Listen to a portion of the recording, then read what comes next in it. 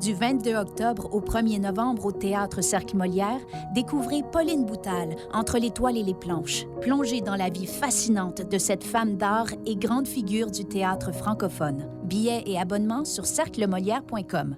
Bonjour à toutes et à tous et bienvenue à notre podcast Carrefour culturel. Aujourd'hui, on est dans une autre semaine qu'on aime avec les personnes qu'on aime ici, bien sûr. Nos invités, pas des invités, qu'est-ce que je dis, nos présentateurs, les propriétaires même de ce podcast-là, Abdoul et Cédric. Bonsoir messieurs, comment vous allez ? Ça va Christian et toi ? Ça va super bien, on est juste dans une semaine assez chargée, mais je pense que comme tout début de semaine, on va prendre le pouls et puis après on va bien rentrer là-dedans. Enfin, je fais mon retour. Oui, Après 2 semaines, tu nous as vraiment manqué, ça fait plaisir de t'avoir ici aussi. On a monsieur Cédric Cotte, Salut. monsieur le CEO, bonjour. Bonjour monsieur Christian, ça va ? Ça va super bien, on est aussi content de t'avoir, il a manqué aussi un podcast, mais c'était 2. pour une bonne raison. Oui, t'en as manqué 2 ou 1 ? C'est 2. Et j'aurais aimé si ceux qui nous regardent pouvaient voir les chaussures de Cédric. Oh, Ça allait être, il a quel souci même cet élément ?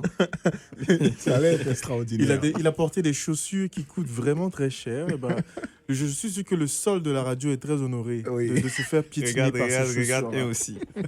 Et donc, aujourd'hui, on a notre invité qui est avec nous comme d'habitude. Et ben, c'est pas moi qui présente les invités, c'est le rôle de Abdoul ou Cédric. Et aujourd'hui, c'est Cédric qui va présenter notre invité. Et donc, je te laisse le soin de prendre la parole et puis voilà, on t'écoute. D'accord. Donc aujourd'hui, on a Diana Couto. J'espère que j'ai bien mentionné Oui. le nom de famille. Donc, Diana Couto est née en France et a quitté son pays pour poursuivre ses études au Canada en 2010. Diplômée en administration des affaires, elle travaille aujourd'hui dans le domaine des assurances. En parallèle, elle développe 2 projets entrepreneuriaux, l'un dans la décoration, l'autre à travers Talois Garden, une marque de slow cosmétique engagée qui valorise le savoir-faire des femmes ivoiriennes et promeut une beauté naturelle et consciente.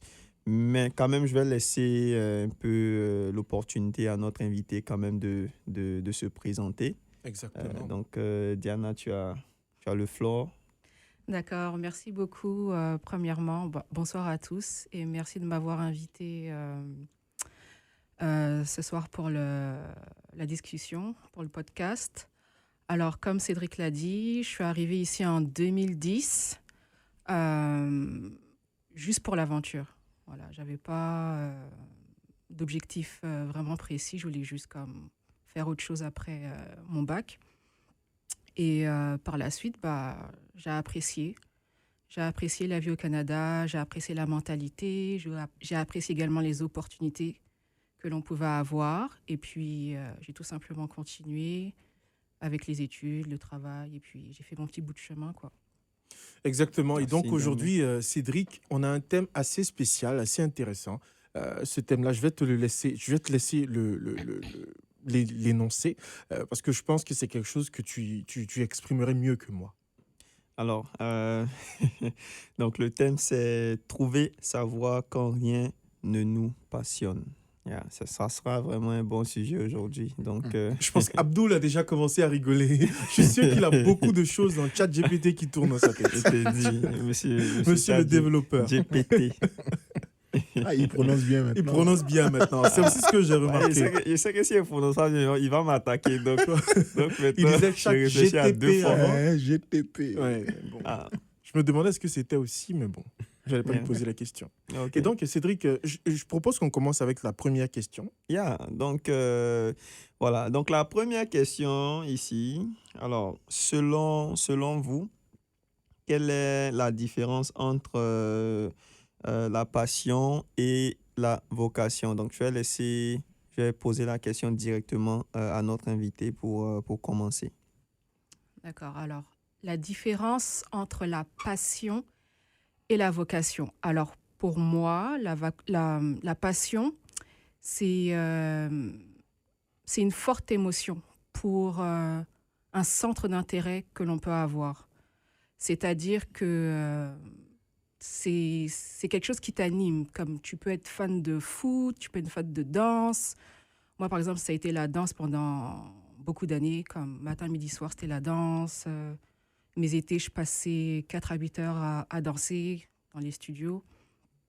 Donc, c'est vraiment quelque chose qui est en toi, qui t'anime, comme tu manges ça, tu dors ça, tu bois ça, comme c'est... Voilà, c'est tout le temps. Et la vocation, c'est pas la passion, c'est comme un appel. Voilà, c'est quelque chose qui est en toi. C'est comme un fardeau, comme tu as le souci de vouloir faire quelque chose pour répondre à un besoin. Donc, ça peut être par un métier, et puis c'est aussi peut-être la synergie avec tes talents, tes compétences, et que tu peux mettre à profit dans ton métier ou dans ce que tu veux faire. Je pense que c'est une super bonne question. Abdul, toi, qu'est-ce que tu en penses? Ah, moi, je pense que, bon, déjà, comme elle a dit, c'est différent. Euh, Déjà, moi, la vocation, je pense pas totalement à 100%, je penche pas vers elle à 100%. Je pense que la vocation, c'est vraiment quelque chose, mais je pense qu'elle a mentionné ça, qui est en rapport avec ton talent en vrai. Donc, disons que, par exemple, tu peux être passionné par quelque chose, mais tu peux ne pas être super bon dedans. Tu peux être passionné par le foot, mais tu sais même pas jouer au foot, par exemple. Tu comprends ce que je veux dire? Alors que la vocation, disons que c'est un talent que tu as naturellement. Tu vois, tu n'as pas besoin de forcer pour exploiter ce talent-là. Comme elle a dit, ça peut être dans le domaine du travail ou d'autres choses. Mais en tout cas, c'est vraiment la différence. Yeah. Moi, je trouve que tu as raison aussi sur ce point-là. Parce que moi, je pense, depuis tout petit, j'ai un petit, je peux pas appeler ça sixième sens, mais toujours cette petite vision de quand je vois quelqu'un, j'arrive à imaginer cette personne-là dans un espace bien défini. Et généralement, la vue me donne toujours raison. Que, Hein? oui, parce que généralement, souvent, je vois des personnes et je me dis, toi, tu me parais quelqu'un politique ou, je sais pas, bureaucrate ou quelque chose.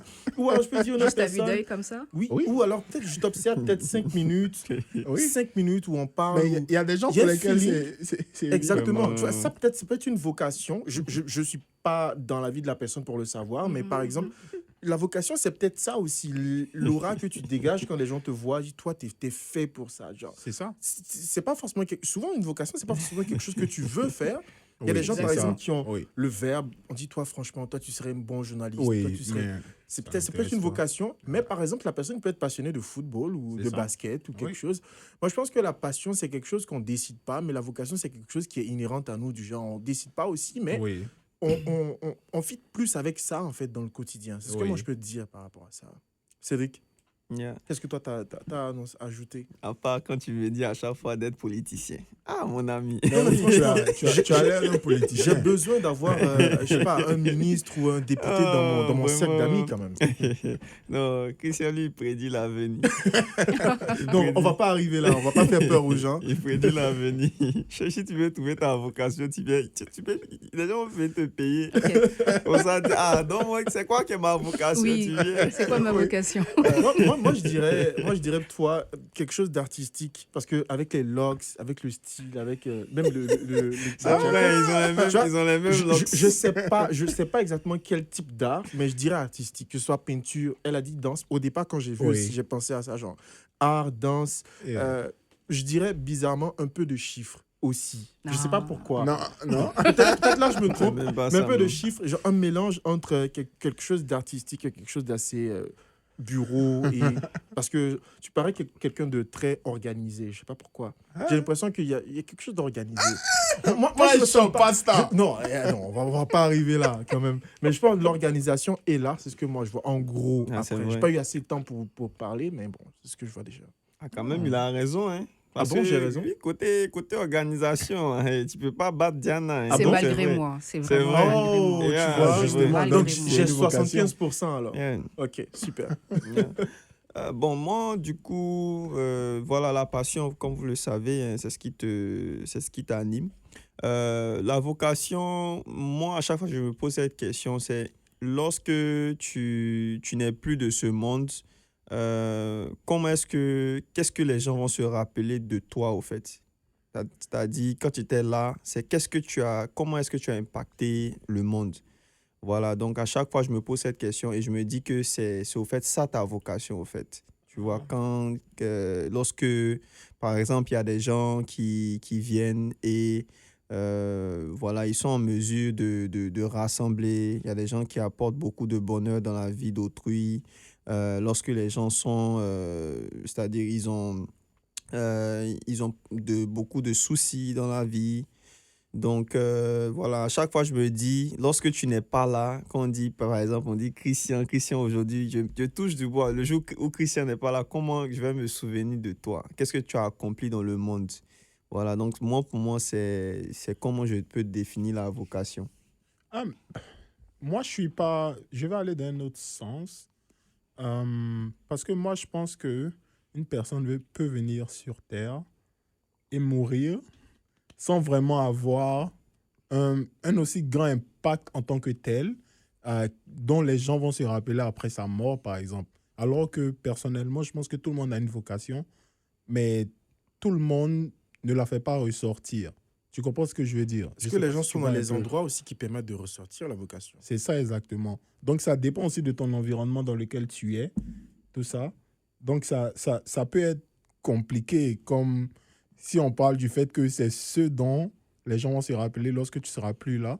Donc est-ce que serait-ce à dire que si une personne meurt et qu'on n'a pas vraiment quelque chose d'indélébile dont on se rappelle, est-ce que ça veut dire que la personne n'avait pas de vocation?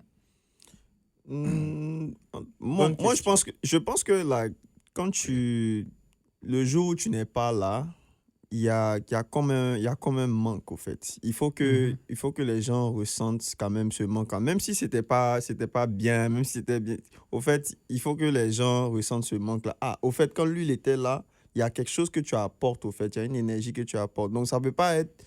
C'est beaucoup de choses à la fois. Ça peut être Ouais. peut-être ton aura, ça peut être Ouais. peut-être quelque chose que tu fais. Donc, tu n'as pas nécessairement besoin de savoir. Les autres autour de toi Le peuvent sang. le savoir, au Yeah. fait. Et donc, c'est lorsque tu n'es plus là que les gens vont commencer à faire ressortir ça. Donc, moi, je pense que tout le monde a appelé à faire quelque chose.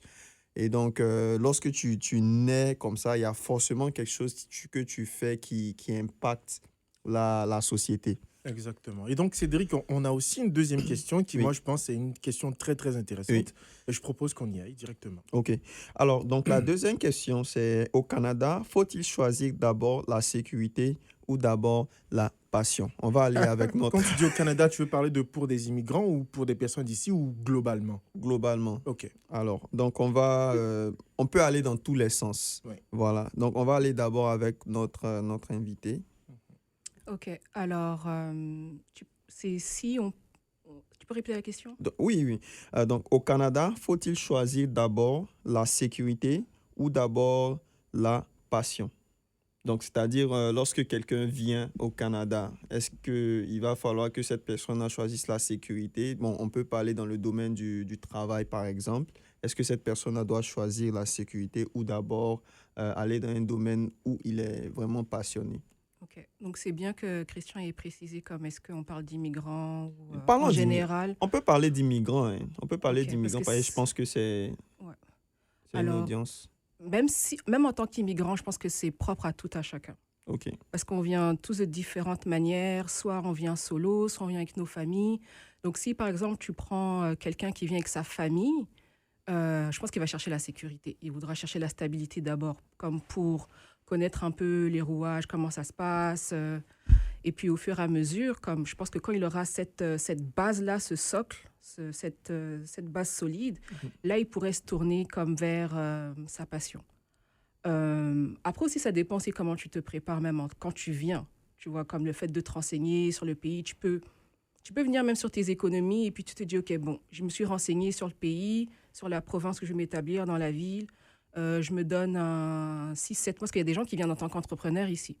Ils viennent avec leur projet, ils font peut-être tout ce qui est traiteur. Je prends par exemple d'un restaurant. Donc, ils viennent en tant que traiteurs, ils s'assurent d'avoir tous les documents et tout ça. Et puis, voilà, c'est le projet, soit c'est le projet personnel ou c'est le projet de la famille. Et pendant X mois ou pendant 1 ou 2 années, eh ben, on va prendre le risque. Donc, je pense que c'est vraiment par rapport à la personnalité de la personne. Ok, merci.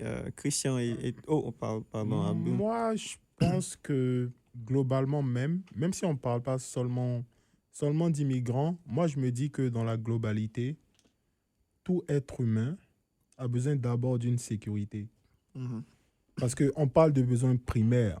C'est-à-dire, pour pouvoir même être épanoui dans sa passion, par exemple, il faut déjà que tu arrives à manger correctement, Ouais. à te vêtir, à avoir tous les besoins premiers, en fait. Mhm. Parce qu'une personne qui n'arrive pas même à subvenir à ses besoins primaires, Mhm. je pense même pas qu'il pense à sa passion. Je ne sais pas si vous voyez un peu ce que Ouais. je veux dire. Donc, moi, je pense que pour toute personne, une personne a besoin d'une certaine sécurité d'abord avant de pouvoir tirer profit à 100% de sa passion. Mais si c'est quelqu'un qui vit déjà de sa passion, comme c'est pas forcément quelqu'un qui, qui pèse financièrement, mais elle vit de sa passion et elle veut développer cette passion-là. Mais ça, c'est le jackpot. Mhm. ça, par contre, c'est le jackpot parce que la personne a fait d'une pierre deux coups. Mhm. Donc, dans ce cas-là, c'est déjà le jackpot. Moi, je pense qu'on se penche plus du côté où la personne ne vit pas encore de sa passion. Et moi, je pense qu'en général, la plupart des gens, c'est comme ça. Je pense que le pourcentage de personnes qui travaillent dans leur passion ou bien qui gagnent de l'argent avec leur passion n'est pas énorme. Mhm. Du coup, je pense que la plupart des personnes qui ne vivent pas encore de leur passion cherchent d'abord la sécurité. Et avec la sécurité, on peut essayer de profiter de sa passion. Moi, perso, je pense que ça dépend de la personne. Moi, je pense pas que ce soit quelque chose de... C'est vrai que, oui, il faut penser à la sécurité quand on veut asseoir peut-être une vie de façon responsable et tout. Mais chacun a sa perception du bonheur.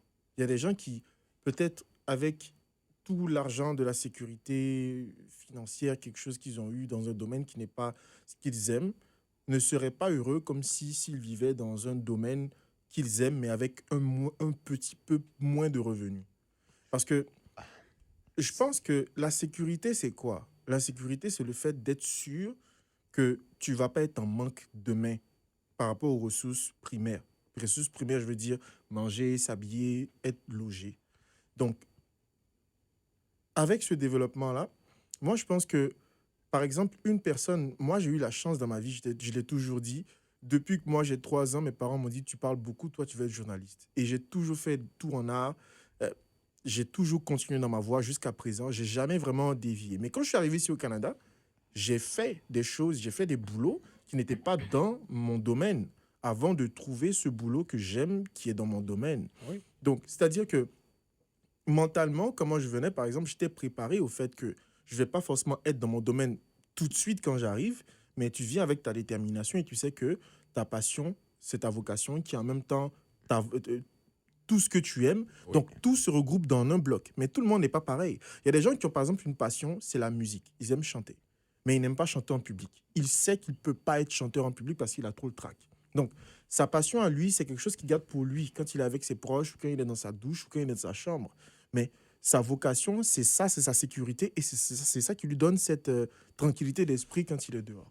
Donc, moi, je pense que sur ce côté-là, c'est vraiment pas quelque chose de global, c'est plus par rapport à nous-mêmes, nos attentes, et comment est-ce qu'on est constitué. Parce qu'il y a des gens qui veulent garder leur passion pour eux, rien que pour eux, il y a d'autres qui veulent vivre de leur passion aussi. Oui, mais moi, je pense que ça, déjà, à la base, alors, il faut définir ce qu'on appelle sécurité. À quel niveau est-ce qu'on se sent en sécurité? Comme tu l'as dit, c'est propre à tout un chacun, par exemple. Parce que, disons, moi, je prends mon exemple. Par exemple, moi et Cédric. Peut-être, lorsque je fais mes courses du mois, en termes de nourriture, peut-être je dépense, disons, 700 $. Et Cédric, qui mange moins, peut-être dépense, je ne sais pas, disons 300 $. Donc, pour Cédric, en tant que besoin primaire pour la nourriture, il a juste besoin de 300 $ pour être correct. C'est-à-dire, il est en sécurité en termes de nourriture pour 300 $. Mais moi, par exemple, il me faut 700 pour être correct, pour dire que je suis en sécurité en termes de nourriture, par exemple. Donc, je pense que ça peut dépendre, comme tu as dit, de tout un chacun. Mais dans la globalité, il faut atteindre cette sécurité-là d'abord pour être autant à l'aise. Moi, je pense. On a d'autres Ça avis. dépend. C'est aussi les opportunités qui s'offrent à toi. Comme pour rebondir sur ce qu'il vient de dire, moi, par exemple, la danse, ça n'a jamais été quelque chose où je vais vivre de ça. Oui. C'est vraiment quelque chose qui m'est propre. Oui. Voilà, ça me permet de m'évader, ça me permet de déstresser. C'est juste une autre facette de moi, mais c'est pas quelque chose que j'avais Oui. spécialement envie de mettre en avant pour que le monde Oui. le voit. Yeah. Après, bon, il y a eu les concours, il y a eu les compétitions, Yeah. les spectacles et tout. Ah. Mais en dehors de ça, c'est quelque chose que moi, je voulais faire juste. Diana, je ne vais pas te couper, mais c'est où ça tu as dansé là? C'est quoi? Couper, décaler? Non, Bon, j'ai fait ça. C'est lui qui a envie de voir les vidéos. Très peu. Non, il n'y a pas de vidéo, Dieu merci. Moi, Diana a dansé. mais voilà, c'est ça. En tout cas, moi, la manière dont j'ai grandi, ta passion, c'est vraiment quelque chose que tu fais à côté. Après, maintenant, le vrai métier, Justement. tu Yeah. vois, c'est ça. Après, Yeah. je sais pas. Est-ce que, Ça, je suis est-ce que d'accord. vous pensez donc pas que on peut catégoriser la sécurité comme étant un besoin et la passion comme étant juste un désir? Parce que les besoins, c'est des choses dont on moi, a La besoin sécurité, c'est un primaire. besoin. Oui. Et est-ce que Un vous besoin pensez que la primaire. passion, est-ce que vous pensez que la passion, vivre de ça, c'est un désir plus qu'un besoin? On peut s'en passer. Moi, du fait je de vivre de pense- sa passion. Moi, je pense que la plupart des gens s'en passent. Oui. La plupart des gens n'ont pas le choix. Mhm. Tu comprends ce que je veux dire? Peut-être, je dis comme ça, peut-être 70% des personnes n'ont pas le choix parce que leur passion leur fournit pas assez de moyens pour pouvoir vivre convenablement. Donc, ils n'ont pas le choix que de travailler dans un domaine qu'ils n'aiment pas, par exemple, mais qui rapporte de l'argent. Tu vois? Donc, ça peut être, par exemple, un domaine pour lequel ils sont voués, comme on a parlé. Genre, ça peut être leur vocation, peut-être, dans le travail dans lequel ils font. C'est-à-dire, je peux être un bon comptable, par exemple, mais ma passion est autre chose. Mais je sais faire de la comptabilité. C'est bizarre. À Et tu n'as chaque pas fois besoin de qu'il- monétiser Oui. aussi la passion. Yeah, justement. Des fois, quand on part, par exemple, moi, des fois, je vais à des bars où c'est des bandes qui jouent. Et tu vois, il y a un groupe de rock and roll ou quelque part, tu vois des gars qui jouent de la guitare et tout. Ils descendent de la scène, tu parles avec eux, ils disent, mais moi, je suis banquier. Ouais, moi, je suis entrepreneur. Je dis, Oui. attends, tous les artistes ne sont pas que des artistes. Il y en a Oui, qui ont une yeah. vie pendant la semaine Bien et sûr. qui viennent, qui jouent, qui se défoulent et après ils se rechargent pour la semaine encore Mhm. pour partir faire leur boulot. Ça ne veut pas dire qu'ils n'aiment pas ce qu'ils font au travail, mais ça veut juste dire qu'ils ont leur petit espace à eux ou peut-être ils sont bien avec eux, les gens qui partagent cette même passion aussi. Oui. Donc oui, totalement compréhensible. Yeah. Donc, on va aller à la troisième question qui est, donc, les immigrants qui font des petits boulots, est-ce que c'est le courage ou c'est un échec? Ils n'ont pas le choix. C'est pas un échec. Franchement, c'est pas un Ouais. échec. Non, c'est pas un échec. La personne doit se nourrir de toute manière. Tu comprends ce que je veux dire? Et moi, j'ai toujours pensé qu'il n'y a pas de saut métier de toute manière. Ouais. Il y a pas de saut métier, donc ça peut jamais être un échec en tant que tel. Et moi, j'ai toujours cette mentalité-là de me dire que, en vrai de vrai, est-ce que, par exemple, une personne qui essaie, par exemple, je prends un exemple, qui essaie de faire un projet ou quelque chose qui ne marche pas, est-ce un échec? Moi, j'ai toujours pensé que non. Parce que tant que tu essaies, tu n'échoues pas. C'est si tu arrêtes d'essayer que tu échoues. Donc, moi, ça a toujours été ma mentalité. Donc, pour moi, chacun se débrouille comme il peut pour pouvoir subvenir à ses besoins. Donc, c'est pas du tout un échec. Et puis, c'est comme ça que tu fais tes armes. Oui. C'est ça. Si tu viens d'arriver, il y a la langue. Si tu ne maîtrises pas la langue, la manière de travailler, comment les gens se comportent, même comme la culture même du pays, comme tu apprends au fur et à mesure. Ouais. Et l'avantage d'ici, c'est que les compétences, tu peux les transférer. Aussi, ça dépend de d'où est-ce que tu as acquis tes compétences préliminaires, parce que je pense qu'il y a certains pays qui doivent souvent refaire tout. Oui. On a eu une discussion avec le directeur de la DSFM qui nous expliquait qu'il y avait beaucoup de personnes qui venaient de pays francophones d'Afrique, par exemple, que ce soit la Guinée ou la Côte d'Ivoire ou le Mali ou quelque chose. Et ils viennent avec leur diplôme d'enseignant. Ils ont enseigné il y a genre 12 ans, ils ont fait 12 ans, 15 ans d'enseignement. Ils viennent ici et on leur refuse le droit d'enseigner. Mais c'est pas eux, la DSFM, qui refuse de leur donner cette autorisation. C'est juste que d'en haut, plutôt, du ministère même de l'Éducation, ils exigent que ces personnes-là refassent l'éducation d'ici pour être à même et à jour de comment est-ce que ça se passe ici. Donc, je pense que oui, on peut avoir les compétences qui sont transférables. Par exemple, si tu as fait de la comptabilité ou autre chose, oui, c'est des chiffres, tu maîtrises des chiffres, c'est des chiffres, point. Mais je pense qu'il y a des domaines où, quand ça touche, par exemple, aux ressources humaines ou aux personnes ou à la société en tant que telle, il y a ce petit besoin-là quand même de réajuster certains points avant Mhm. de mettre les gens dans la société activement. Bon, Mhm. je pense que c'est aussi logique un peu, parce que arriver quelque part qu'on ne connaît pas et tout d'un coup se plonger dans le vif, on peut faire des erreurs sans même penser qu'on fait des erreurs, mais qui sont quand même graves Oui. ici. Moi, par exemple, quand moi je suis arrivé, je suis pas l'élève le plus modèle de quand moi j'étais dans mon pays, mais j'ai jamais eu de mauvaises notes. J'ai toujours passé tous mes examens, j'ai jamais repris d'examen et tout. Mais quand je suis arrivé ici, ma première session à USB, je me suis fait tabasser, franchement. Parce que je maîtrisais pas comment ça fonctionnait, je Mhm. maîtrisais pas comment le système de notation était, je maîtrisais pas comment les cours étaient dispensés, je maîtrisais même pas comment soumettre mes devoirs. Parce qu'ici, tout est électronique, e-campus. Bah, chez Mhm. moi, Mhm. on écrit, c'est des examens sur papier et tout. Donc, quand tu arrives, souvent, tu as besoin de ce temps d'adaptation-là pour te calibrer en fait à comment ça fonctionne, même si tu as tes expériences à toi, de pouvoir réajuster ça à l'endroit où tu te trouves. Donc, Oui, personnellement, je trouve que c'est de bonne guerre quand même. oui, Ça te donne aussi du temps à toi-même de pouvoir oui. Et de toute manière, la vie est comme une échelle, hein. Tu peux pas tout, tout à ses étapes. Oui, Tu arrives quelque part de nouveau. C'est comme si tu arrives dans une nouvelle entreprise. La plupart du temps, tu vas pas être directement le directeur général. c'est clair. Tu vas commencer par le bas, tu vas apprendre. Au fil des années, tu vas acquérir en compétences et grandir au fur et à mesure. Donc, c'est la même chose pour une personne qui est immigrante, qui arrive, tout ça. La personne doit apprendre d'abord avant de pouvoir, je sais pas, gagner de l'argent ou quoi que ce soit. Mais il faut apprendre, il y a des étapes pour ça. Donc, c'est jamais un échec de peut-être commencer peut-être par les centres d'appel, par exemple. Non, c'est un processus Et d'apprentissage. même, je pense, pour les personnes même qui sont nées ici aussi, c'est pareil. Parce Oui, que euh, de ce que j'ai pu voir, ici, en tout cas, il y a un système d'intégration, et je dirais, d'inclusion qui est tellement bien élaboré que depuis le secondaire, déjà, les enfants commencent déjà à travailler en été avec les jobs d'été, par Mhm. exemple. oui, Mais quand ils commencent, quoi, avec des petits oui. boulots à Dollarama, quelque Yeah. chose après. Et ensuite, quand ils obtiennent leur passage déjà à l'université, ils commencent des boulots semi-professionnels, à travailler dans des entreprises. Et après, quand ils ont leur diplomation, maintenant, ils sont payés et respectés à la hauteur de leur diplôme. C'est ça. Donc, je pense que c'est juste une évolution, c'est graduel. Donc, quand on quitte quelque part et qu'on vient, c'est vrai, c'est intéressant. On veut vouloir directement travailler, tout. Mais moi, je pense que c'est.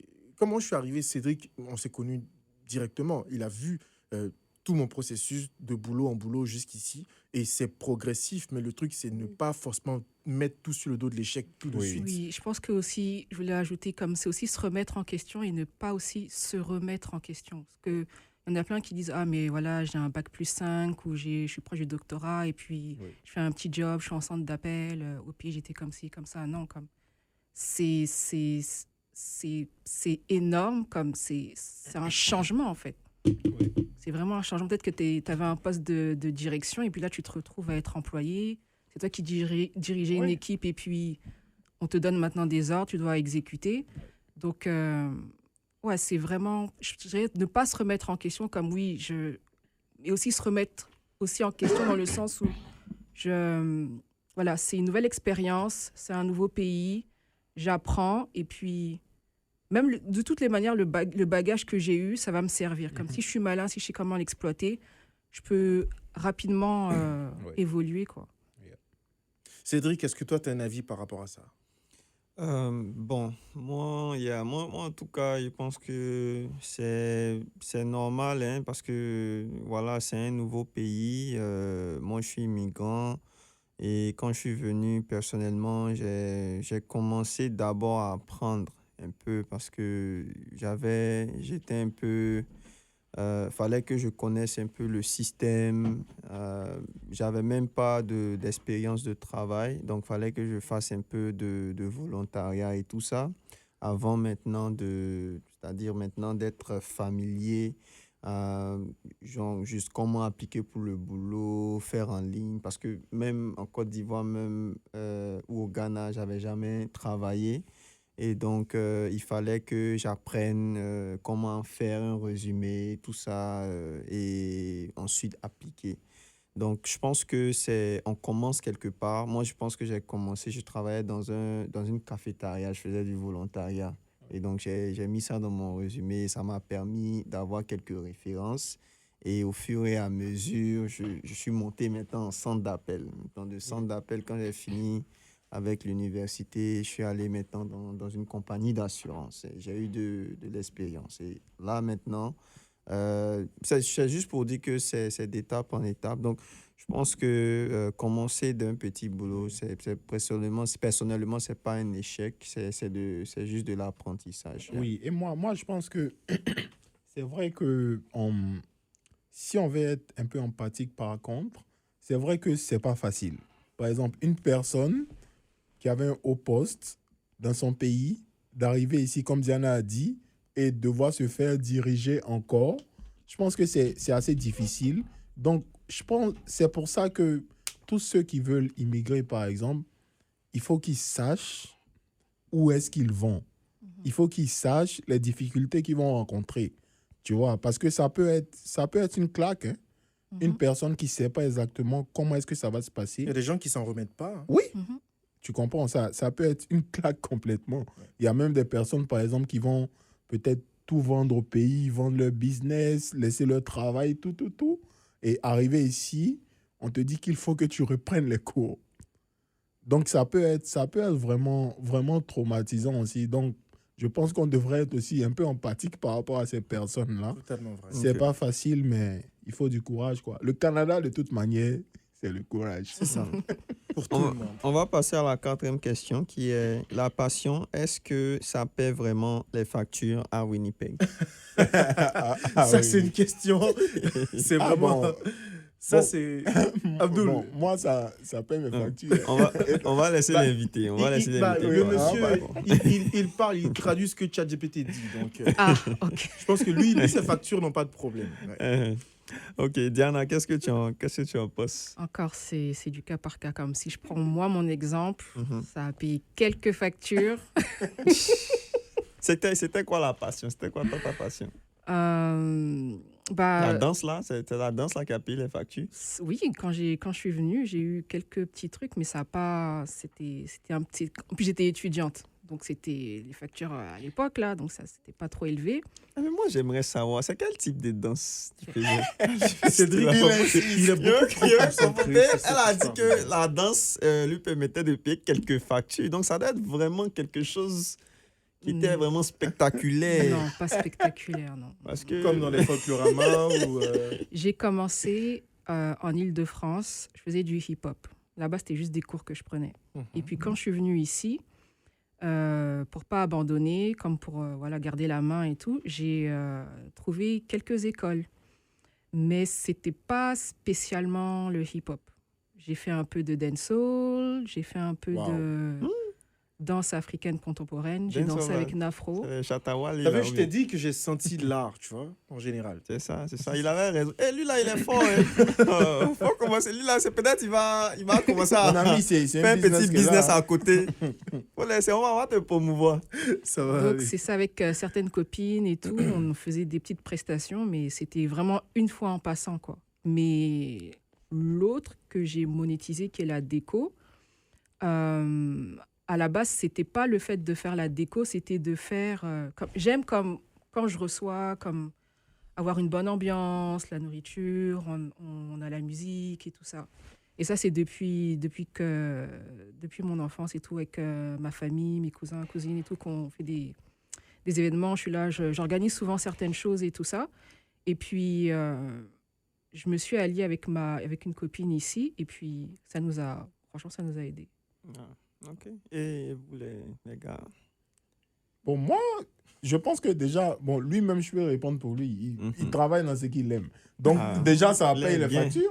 Et moi aussi, puisque moi, j'étais comptable avant. Mais je suis dans ce que j'aime maintenant. Ça paye les factures, quoi. Et toi, le bénévolat paye les factures?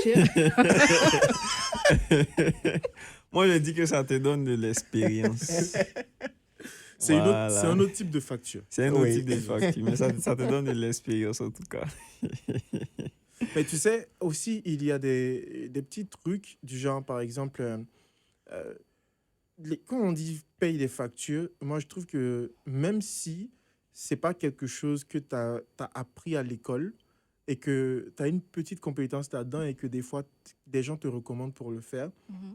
c'est quand même quelque chose quand même. Parce que même si, imaginons, toi, tu as fait des études en commerce, par exemple, et tu es une bonne danseuse, par exemple, et on pense à toi pour faire deux, trois trucs comme ça par hasard, même si tu gagnes, je sais pas, 1000 $ ou que c'est 500 $ juste pour une danse, c'est pas quelque chose qui était prévu à la base. Donc, c'est quelque chose quand même qui est considérable, je pense. Oui, Ouais. mais et même ça, tu peux le faire dans quelque chose qui n'est pas ta passion. Exactement. Moi, par exemple, j'ai fait la comptabilité pendant combien de temps, quoi? 4 ans.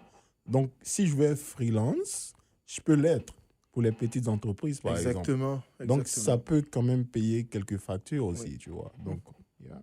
Et donc, Et Cédric, avant de continuer, Ah, moi, j'ai une question pour Cédric. Mhm. Parce qu'on a parlé de vocation et passion. C'est quoi ta passion?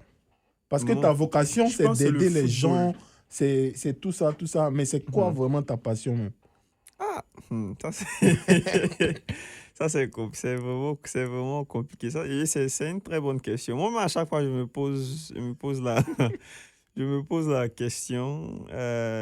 Moi, je pense on peut être à un certain point dans la vie et on ne peut pas peut-être même identifier même sa passion. Donc, moi, je pense que je suis toujours dans la dynamique où je cherche toujours. Mais je peux dire que je prends beaucoup de plaisir dans tout ce que je fais actuellement. Et donc, les événements, avec mon organisation, parler aux gens. Et donc, voilà, je sais pas comment je vais juste identifier cette chose-là que je vais appeler ma passion. Mais je pense que yeah, je suis en train de trouver ça. Pour Mais toi, c'est un peu quelque chose de global, en fait. c'est un Pas peu, précis. yeah, c'est un peu global. C'est un Ouais. peu global. Donc, voilà, peut-être que tu vas m'aider à trouver ma Mais ta passion. passion, là, franchement, c'est intérieur à toi. Je sais pas. Mais Mais bon, on verra bien. il a dit le foot. Mais par contre, si c'est le foot, lui, il peut jamais vivre de la passion. Je pense que ça, c'est un peu méchant quand même. Mais C'est ça pas va. trop. Il faut le laisser. Ok. Et donc, on va aller avec qui on a combien de minutes? On a juste le temps pour une dernière question. On a le temps pour une dernière question. Alors, donc, je vais passer directement au scénario. Donc, on a une question où c'est un petit scénario. Alors, soyez très attentifs parce que je vais lire un petit passage. Ok, donc on écoute. Alors, un architecte prospère à Abidjan, c'est ma ville, en Côte d'Ivoire, quitte tout avec sa femme et ses 3 enfants pour immigrer à Winnipeg. Là-bas, il avait sa maison, donc à Abidjan, il avait sa maison, son statut, sa réussite. Ici, à Winnipeg, son diplôme n'est pas reconnu. Il travaille la nuit dans un entrepôt, sa femme dans un centre d'appel. Il répète à ses proches, « J'ai perdu mon confort, mais mes enfants auront un avenir. » Est-ce que vous avez bien suivi? Oui. OK. Donc, voilà la question. A-t-il fait un choix visionnaire ou a-t-il sacrifié inutilement sa vie et celle de sa famille? On va déjà laisser... OK, toi tu veux commencer ou bien c'est comment? Ou bien on laisse l'invité parler. D'accord. OK. Déjà, sacrifier inutilement sa vie, c'est un peu fort. OK. Ah, Un choix visionnaire, je ne sais pas, mais en fait, ça regroupe un peu tout ce qu'on a évoqué tantôt hein, dans la discussion. C'est un bout de chemin, en fait. C'est un bout de chemin. Peut-être qu'il dit ça pour se reconforter par rapport à, voilà, à ses enfants. Voilà, il va se reconforter par rapport à ses enfants, mais c'est un bout de chemin, en fait. C'est pas une finalité. Voilà. Moi, c'est comme ça que je vois. C'est Sacrifice inutile, non, parce que c'est quand même une opportunité de venir ici. Puis rien ne l'empêche de recommencer. Mhm. Rien ne l'empêche de reprendre les études. Ou comme je l'ai dit tout à l'heure, comme ça peut être transféré, comme c'est pas la même chose, mais ce que tu as pu acquérir, tu peux toujours l'utiliser dans d'autres domaines. Et j'ai l'impression que souvent, nous, je dirais peut-être africains, francophones, comme on est dans une voie et on reste dedans. Et alors que ce que tu as pu apprendre, tu peux le développer dans d'autres domaines, quoi. On est vraiment fermé dessus. Et puis, je lui dirais d'ouvrir sa vision. Oui. D'accord. Moi, je pense que un peu des deux. Un peu des deux dans le sens où si tu veux un meilleur avenir pour tes enfants, par exemple, moi, je pense que tu peux venir. Mais est-ce que tu as vraiment... Bon, peut-être on parle d'un cas où la personne ne savait pas ce qu'il attendait aussi. Tu vois, sinon, dans le meilleur des mondes, ça serait peut-être de venir avec tes enfants, de ne pas tout abandonner au pays, de ne pas vendre tes entreprises, de ne pas faire quoi que ce soit. Parce que de toute manière, si tu es un entrepreneur, par exemple, tu peux venir avec ta famille, tu installes tes enfants et dépendamment du statut que tu as eu, parce que je sais que beaucoup de personnes qui viennent en famille viennent en tant que résidents directement, par exemple, la plupart du temps. Et en tant que résident, tu peux faire des allers-retours si tu veux, par exemple. Tu comprends? Donc, pour avoir peut-être un choix plus judicieux, c'est-à-dire gagner des deux côtés, en fin de compte. Parce que, comme elle a dit, elle ne sait pas si c'est visionnaire, parce que rien ne prouve que tes enfants vont réussir ou pas. Tu comprends ce que je veux dire? Donc, tu as tout abandonné. Et si tes enfants ne réussissent pas, est-ce que ça aurait été un bon choix? Moi, peut-être vous allez trouver que je suis un peu dur, mais je pense que c'est une mauvaise idée. Oui. C'est pas réfléchi. Je Ouais. trouve que c'est pas intelligent dans le cas que tu as dit de venir ici pour lui. Parce que moi, je pense que dans la vie, tous les choix qu'on fait sont faits en fonction des circonstances. Surtout quand on est un père de famille, on prend pas des décisions parce qu'on pense que. On Oui. étudie tous les scénarios possibles et on pense que ce scénario est le meilleur des scénarios. Oui. Tu peux pas déplacer ta famille, Mhm. abandonner tout, venir Oui. quelque part sans prendre le pouls de ce qui se passe là où tu vas. C'est ça. Donc, tout à l'heure, notre invité elle a dit que quand tu voyages, il faut aussi savoir où tu vas, connaître l'environnement. Si tu n'étudies pas là où tu vas et que tu arrives et qu'on te dit que ton diplôme ne marche pas et que ta femme est obligée, est obligée de travailler, désolé, et que toi aussi tu travailles la nuit et que tu as l'impression que tu es malheureux, que tes enfants ne sont pas heureux, mais tu penses que tu as sacrifié tout pour tes enfants, non. Moi, je pense que en tant que père de famille, en tant que mère de famille, on est des pères, on est des mères, oui, mais on a aussi notre vie, on a le droit d'être heureux aussi. Si tu veux vraiment que tes enfants soient heureux, t'es pas obligé de venir vivre au Canada. Tu peux faire voyager tes enfants et rester en Côte d'Ivoire. Ta femme peut rester avec toi ou si vos enfants sont permanents, vous pouvez venir, aller comme les voir comme vous voulez. Moi, j'ai plein d'amis à l'USB qui ont des parents qui sont en Côte d'Ivoire et qui viennent à chaque fois parce que les enfants sont résidents, ils viennent les voir, ils repartent et tout. Et ça donne une flexibilité parce que vous avez encore un pied là-bas, un pied ici. Ça fait que les choses sont bien graissées, il y a la facilité, il y a la flexibilité. Mais déménager toute sa famille et venir ici au Canada, à Winnipeg, en pensant que tout va être rose du jour au lendemain, c'est un peu être inconscient. Et je pense que pour un père de famille, dans le cas bien sûr que Cédric a dit, je pense que c'est très mal calibré. Mhm. Parce que venir et dire que non, je sacrifie tout pour mes enfants, non. Parce que ça crée aussi souvent, on ne le dit pas assez, mais il y a des parents qui en veulent à leurs enfants sans le dire, parce qu'ils se disent qu'ils ont sacrifié eux leur bonheur pour le bonheur de leurs enfants. Être parent, c'est aussi ça, sacrifier son bonheur pour le bonheur de ses enfants. Mais je pense que pour une famille où tout le monde est heureux avec sa propre vie, Mhm. ainsi que la vie des enfants et de la femme, ainsi que tout le monde, il faut limiter les sacrifices. Oui. Il faut faire les choses de sorte à ce que tout le monde soit content. Oui. Et moi j'ai toujours été content avec mon père pour ça, et ma mère aussi. C'est qu'ils prenaient les décisions pour nous, mais ils ne s'oubliaient pas eux-mêmes. J'ai toujours trouvé mon père très intelligent de faire ça. Mon père s'est jamais oublié. C'est-à-dire, il fait sa vie, il fait son sport, il s'amuse, il fait ses trucs. C'est pas parce qu'il est père que nous, il va oublier de vivre pour nous. Et demain, quand on va réussir, on va devenir grand, on va pas reconnaître ce qu'il a fait pour nous. Et il sera triste quand il sera vieux en disant que j'ai sacrifié ma vie pour des gens qui n'ont. Donc, je pense que dans ce cas-là, l'homme aurait pu dire, bah, mes enfants peuvent partir au Canada, j'investis dans leur avenir, et moi, je reste en Côte d'Ivoire, continuer avec mon statut pour pouvoir subventionner les études, et après, quand ils sont bien installés, je peux venir les trouver. C'est un planning. Donc, je pense que là, dans ce cas-là, il n'est pas très futé, je pense.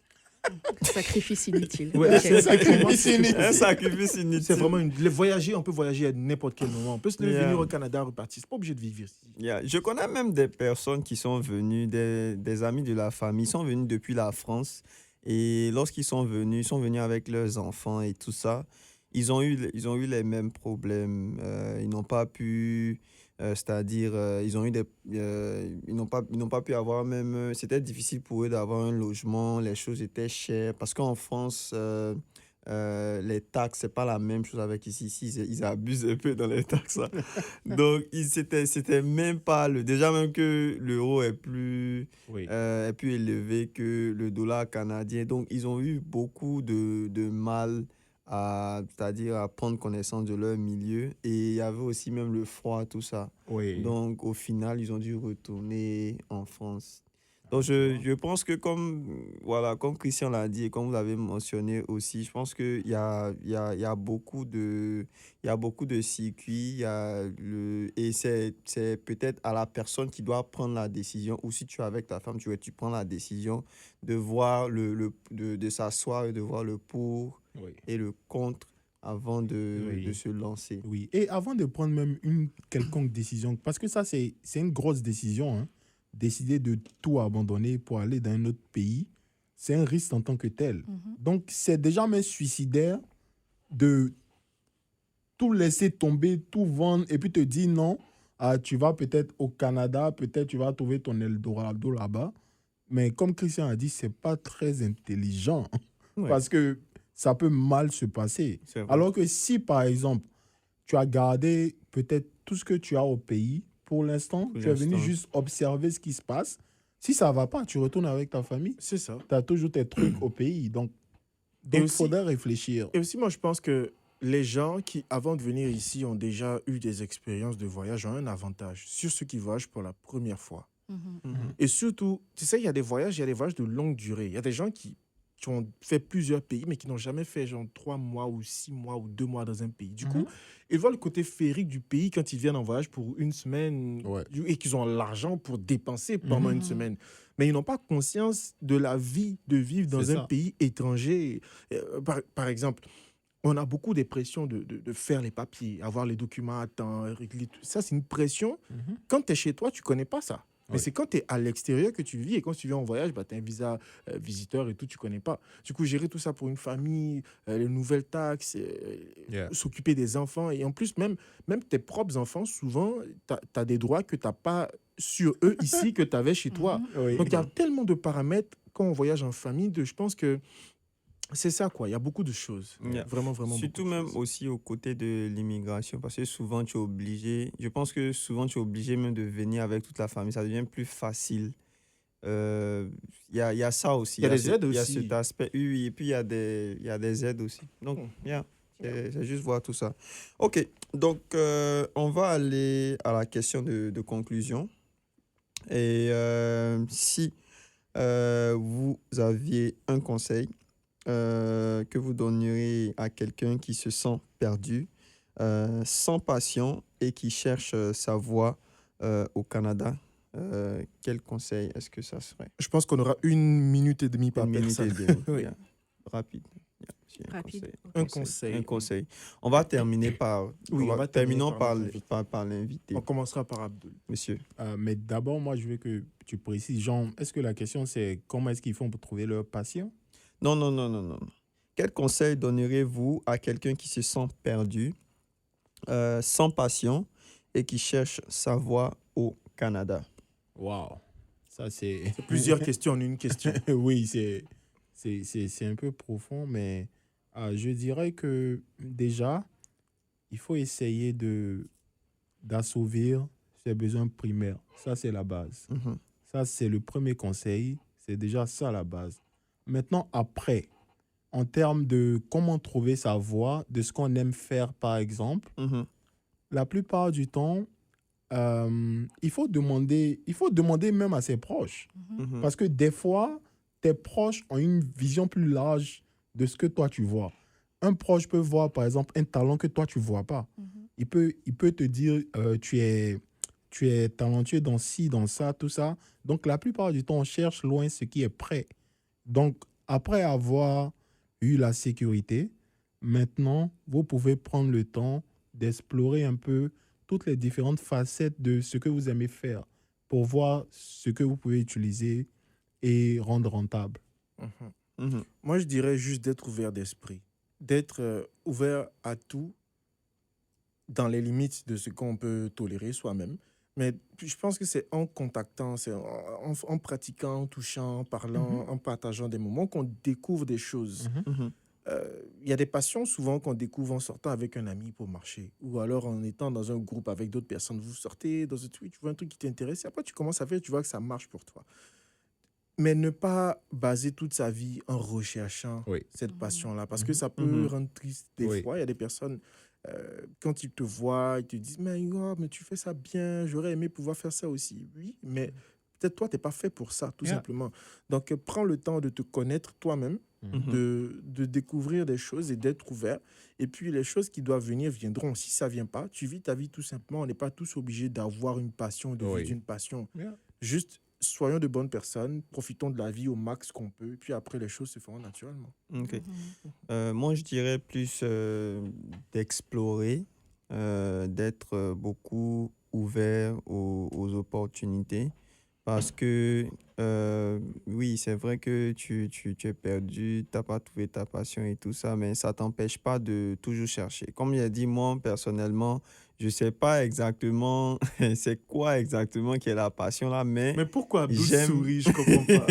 je prends beaucoup de plaisir dans tout ce que je fais. Exactement. Voilà, et peut-être même inconsciemment, je suis en train de vivre ma passion comme ça. Peut-être Donc, bien. il y a Yeah. peut-être bien. Bien. Donc, je me dis que si je dois donner un conseil, c'est que c'est ne pas être fermé, de prendre beaucoup de plaisir dans tout ce que l'on fait, de faire beaucoup de réseautage, de prendre conseil avec des personnes qui ont de l'expertise dans un domaine.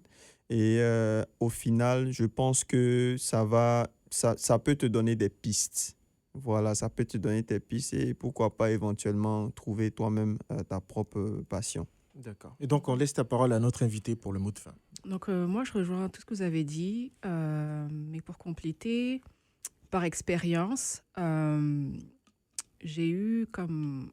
J'ai traversé ça où j'étais juste plus passionnée, où je ne pouvais pas vraiment faire la danse. Ça, c'était un des exemples. Donc, je pense qu'il faut juste puiser en soi-même. Voilà, souvent, c'est juste, c'est inné, c'est en nous déjà. Ce sont des habitudes qu'on a, des centres d'intérêt. Et ce que j'ai fait, j'ai juste fait du bénévolat. Le fait d'être en contact avec les gens. Et puis, tu as le choix aussi du bénévolat comme, en fonction de tes centres d'intérêt. Tu vois, tu peux dire que si tu aimes le foot, ah bah, je sais que je peux peut-être essayer de faire, coacher, je sais pas, des petits, tu vois. Et puis là, au fur et à mesure, comme tu te mets en contact, mais tu apprends plein de choses. Donc moi, c'est ce que j'ai fait. C'est vraiment me mettre en contact avec les gens en passant par le bénévolat. D'accord. Et donc, Diana, est-ce que tu as quelque chose que tu aimerais promouvoir ou une activité en particulier dont tu aimerais parler à nos auditeurs? Oui, alors, une de mes activités dont j'ai pas parlé, c'est Talua Garden. Donc, c'est une entreprise slow cosmétique. Alors, je produis des